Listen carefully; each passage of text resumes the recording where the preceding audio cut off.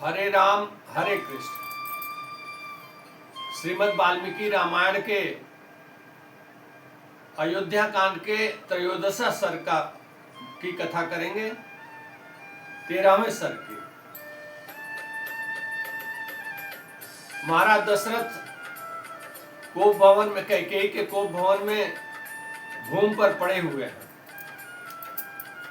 और वह वहां इस प्रकार से मुंह के बल गिरे हुए हैं, जिस प्रकार से वाल्मीकि जी लिखते हैं कि देवलोक से भ्रष्ट होकर राजा ययाति जिस प्रकार पृथ्वी पर गिर पड़े थे, ठीक उसी प्रकार महाराज दशरथ भूमि पर पड़े हुए।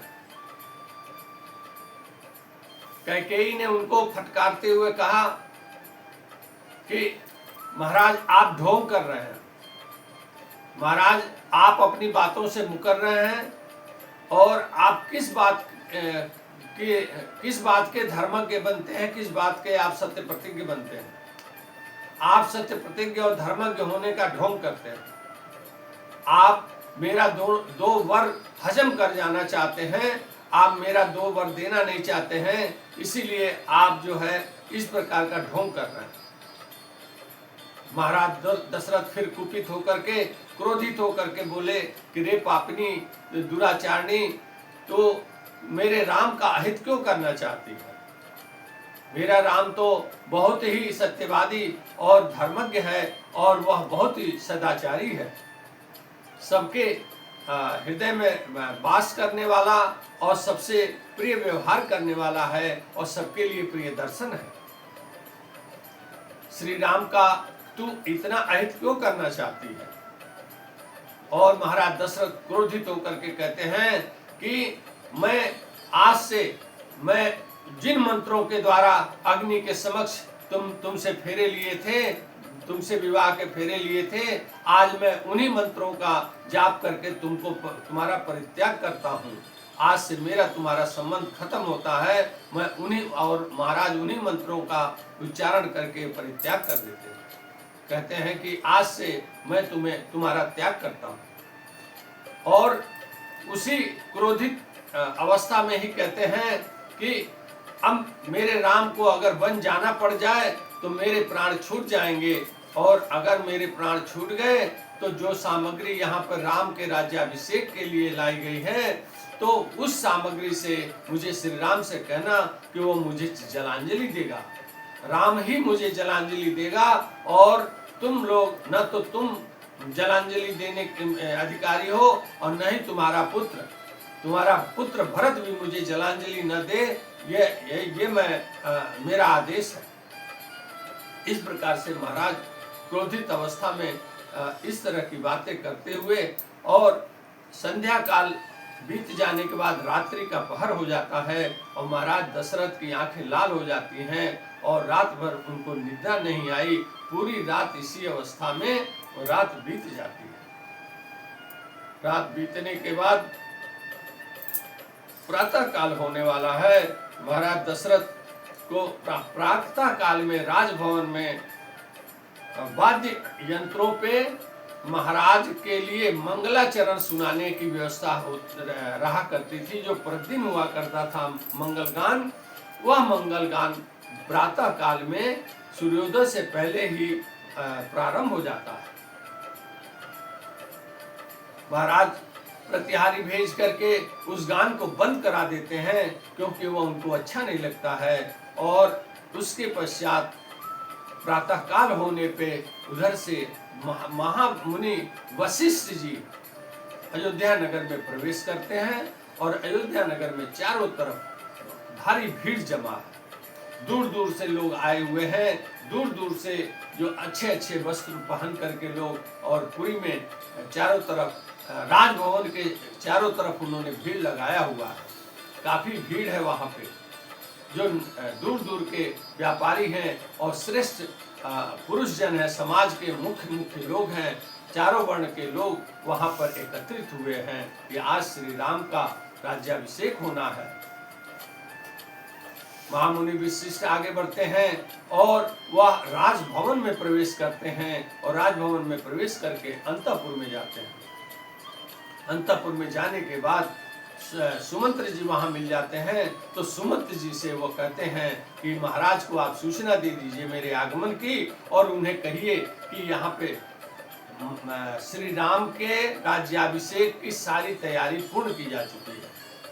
सोने के कलश में समुद्रों से जल मंगाया जा चुका है। यहाँ समिधा और हवन की सामग्री एकत्रित की जा चुकी है। यहाँ तक कि 4 घोड़ों वाला रथ भी आ चुका है, और एक सिंह यहाँ पे लाया गया है, एक सुंदर अश्व यहाँ लाया गया है, और इसके साथ साथ 8 कन्याएं भी वहां लाई गई थी पूजन करने के लिए। महाराज वशिष्ठ कहते हैं, महामुनि वशिष्ठ कहते हैं कि सुमंत्र जी जाकर के महाराज को बताइए कि एक गूलर की लकड़ी का पीढ़ा वहां पे पीठ भी बनवा करके रखा गया था, जिसमें राम को बैठ करके राज्याभिषेक के समय हवन पूजन करना था। गूलर की लकड़ी का पीठ भी वहां मंगाया जा चुका है। अन्न फल फूल और अक्षत दूध दही हर प्रकार शहद हर प्रकार के जो पूजन की सामग्री होती है और अभिषेक की सामग्री होती है, उस प्रकार सारी सामग्रियों का इंतजाम हो चुका है। यह कह करके वशिष्ठ जी सुमंत्र को महाराज दशरथ के पास भेजते हैं।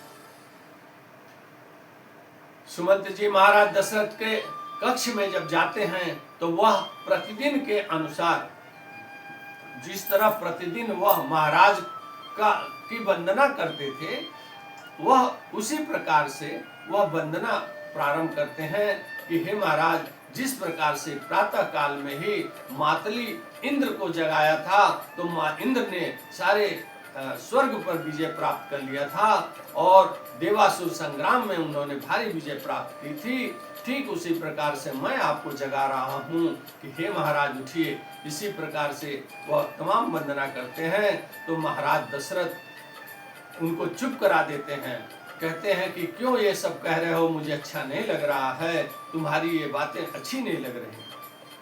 सुमंत्र जी थोड़ा भय खा करके और कुछ कदम पीछे हट जाते हैं। मन में वह विचार करने लगते हैं कि ऐसा क्या हो गया कि महाराज आज इस अवस्था में है। उधर कैकेयी जो है रोज पूर्ण तरीके से पूरी रात और प्रातः काल में भी सुमंत्र से आने से पहले महाराज दशरथ ने कैकेयी से यह बात कही कि देखो प्रातः काल हो रहा है, मैंने भरी सभा में राम को राज्याभिषेक करने की बात कह चुका हूँ। अगर राम को तुम वन भेज दोगी तो वह बात असत्य हो जाएगी और मुझ पर असत्य का दोष लगेगा और सारे सभासद और हमारे राजा और जितने सामंत हैं वो मुझे झूठा साबित करेंगे और मुझे क्या कहेंगे।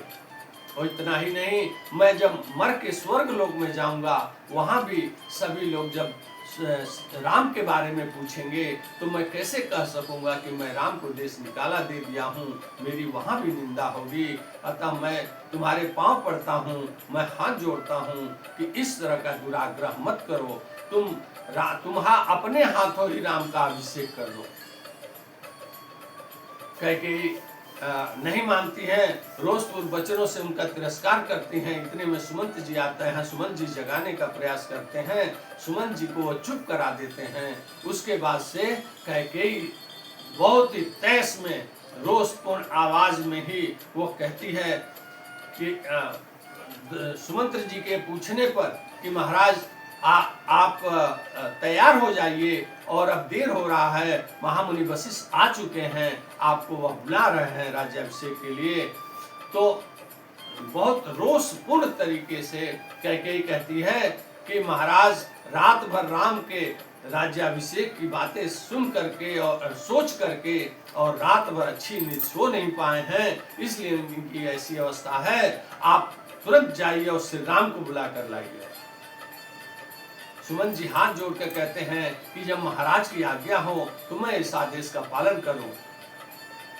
महाराज दशरथ भी अंदर अंदर मन में सोचते हैं कि ऐसी मेरी इस अवस्था में राम का आना बहुत आवश्यक है। मैं राम को देख लूंगा तो मैं अच्छी अवस्था में अवसाद से मैं बाहर आ जाऊंगा। इसलिए वह सुमंत जी से कहते हैं कि हाँ सुमंत जी आप जाइए और राम को तुरंत शीघ्र मेरे पास लेकर के आइए। सुमन जी हाथ जोड़ करके और वहां से बाहर निकलते हैं और मन ही मन सोचने लगते हैं कि रानी कैकेयी ने के बोलने का जो अंदाज था वह कुछ ठीक नहीं था, वह क्यों तुरंत बुलाना चाहती है श्री राम को, यह बात समझ में नहीं। इतना सोचते हुए जब भवन के बाहर निकलते हैं तो भारी भीड़ चारों तरफ जमा इकट्ठा हो चुकी है। चारों तरफ देखते हैं कि पूर्ववासी और दूर दूर के लोग आकर के और राम सुंदर सुंदर वस्त्रों में इधर से उधर आ रहे हैं, जा रहे हैं, और राजमहल के बाहर भी फूलों से राजमार्ग को सजा दिया गया है और चारों तरफ धूप चंदन अगरबत्ती, धूप और चंदन की और अगर की खुशबू आ रही है, अगरों की खुशबू आ रही है। चारों तरफ महल के चार राजमार्ग महक रहा है। इस प्रकार सोचते हुए राम के भवन की तरफ आगे बढ़ जाते हैं। इस सर्ग में इतना ही। अगली कड़ी में हम चतुर्दश सर्ग की कथा करेंगे।